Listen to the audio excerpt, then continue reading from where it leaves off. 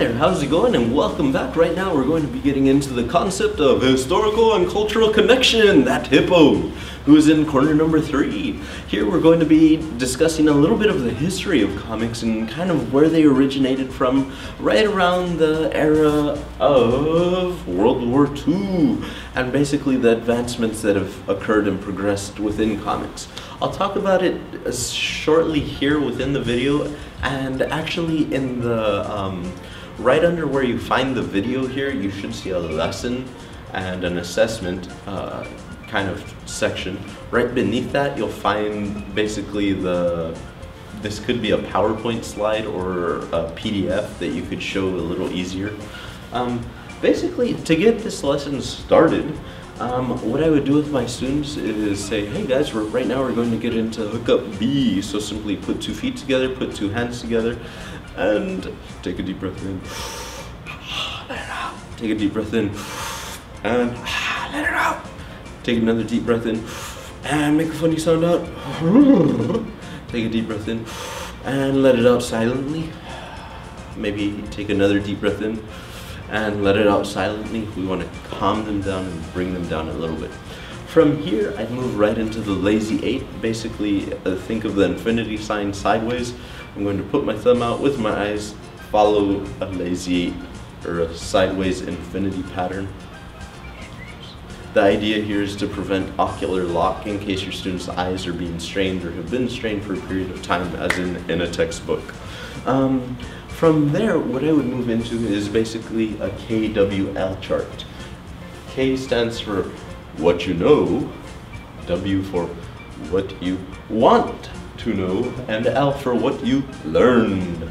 So throughout this beginning portion, the place where you're going to focus on is basically the K for what you know. So your simple, hey class, what do you know about the history of comics? Where have they originated, or where did they come from?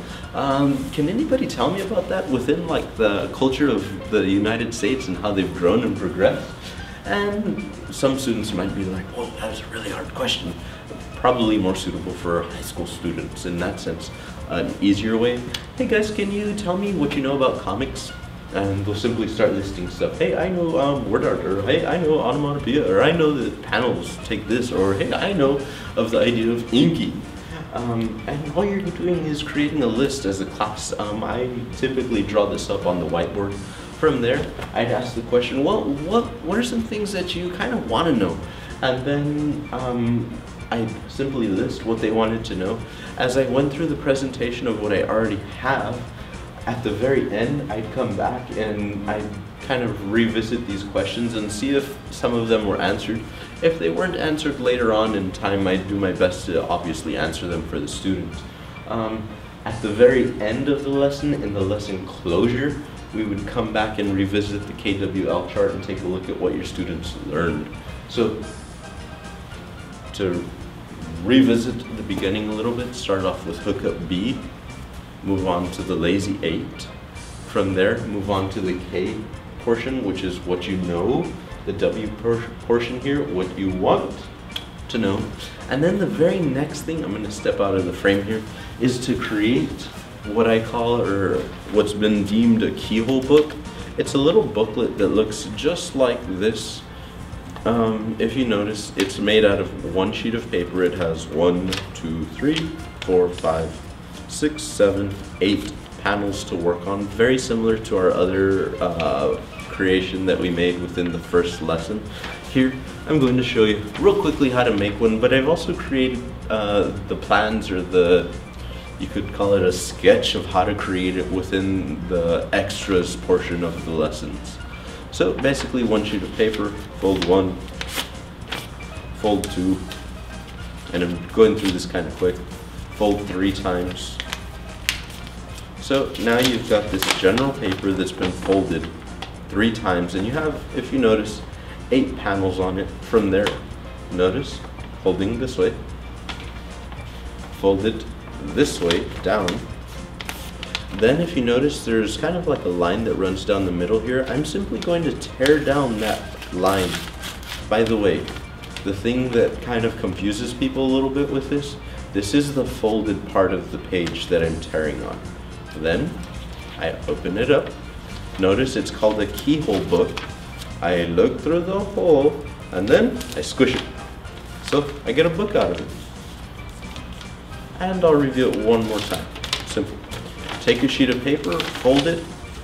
You want 3 folds in it, of course. After that, you want to fold your paper so that it's like this. Fold it down, tear right down that middle line. Then I open it up this way. I look through the hole and I fold it. Now I'm looking at this. Then all I do is simple, I squish it. And then fold it, and you've got yourself a cute little book here. Right after the keyhole book, and I'm going to put this down for a sec. The main idea of this presentation focuses on 4 specific time periods within comics that have originated kind of here in the United States for the most part. And all I'll do here with you is simply review them real quick, and then if you want more information, you can kind of look them up. Just a real quick Google search on the history of comics will pop this up. YouTube has got, or excuse me, Wikipedia has got some of this stuff. Of course, not the greatest place, but you'll find some good info on there. Moving right along. The first age that I would talk to my students about, and I've actually created somewhat of a PowerPoint. The PowerPoint has got information about the Golden Age, but also images of comics from the Golden Age.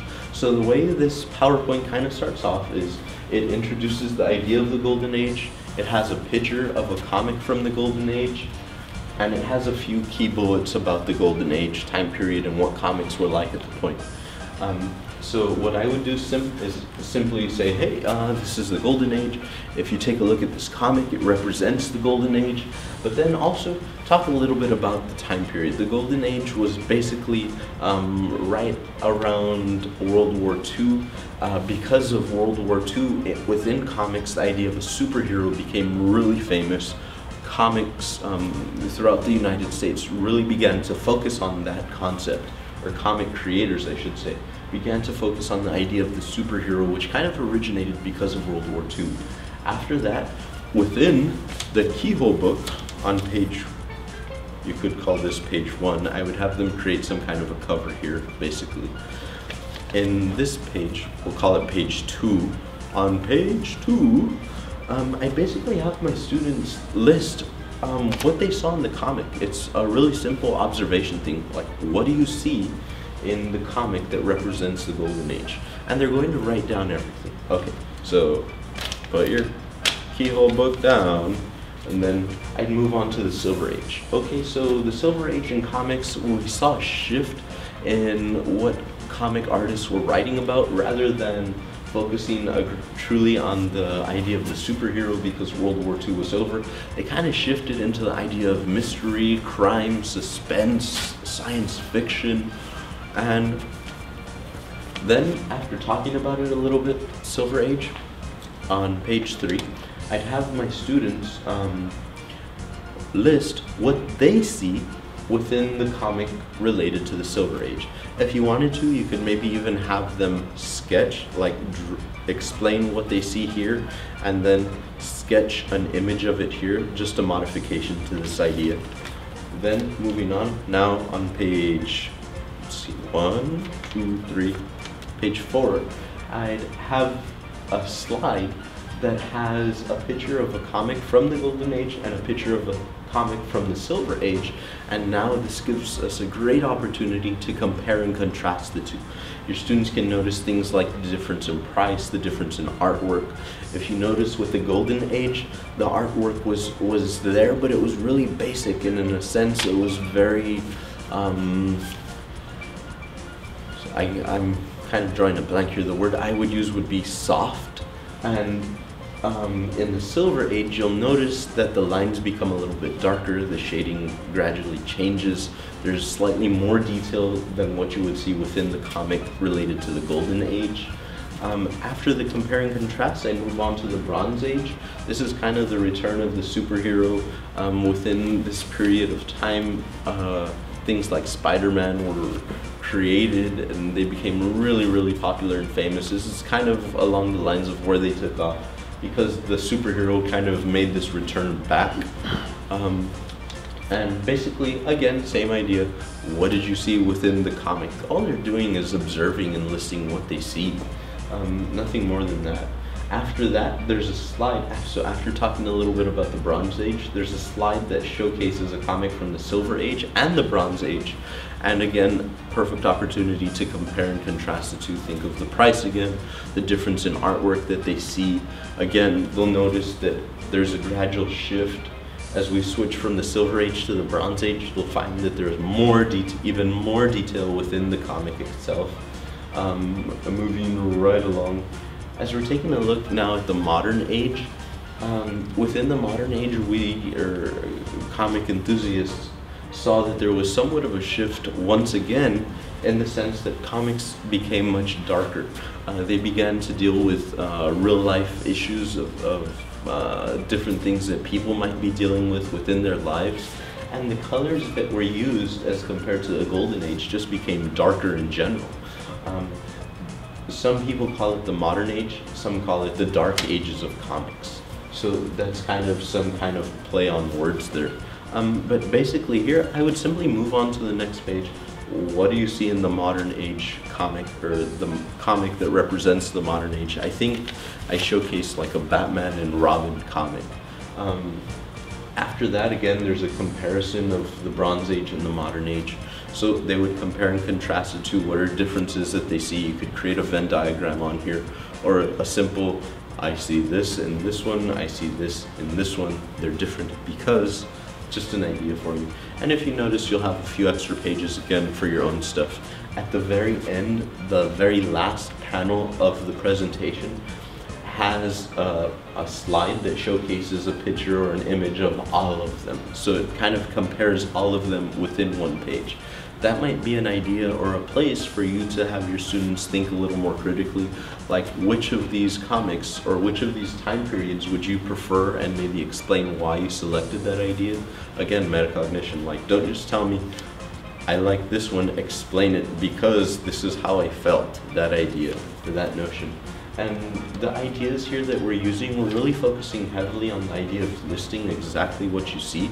So what do you see? And also the idea of comparing and contrasting, and at the same time we're going through the different ages that have occurred within comics themselves. At the very end, okay, so we've gone through all of this stuff. Now, make sure I have the right page here. I'd come back and revisit the KWL chart and simply ask students, hey, what have you learned throughout this process, or throughout this, throughout these various ages that we were speaking about? And then they would say, hey, I learned this, or I learned, hey, that in like the Golden Age, comics were like a nickel or a dime, and hey, nowadays they're worth like, to go buy one, it's like $3 or $4, or maybe even more. Or they could also mention things about the artwork. And again, you want to compare, did you answer any of the questions that some of them may have had? And from there, basically wrap up your lesson. I like to wrap things up with a quick reflection or a journal entry. Basically, what did you learn? Again, that what question. Then why, as in why is this important?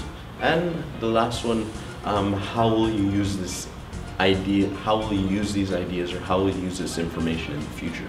And that's basically this lesson for the Hippo, which relates to historical and cultural context. Thank you very much. Take it easy.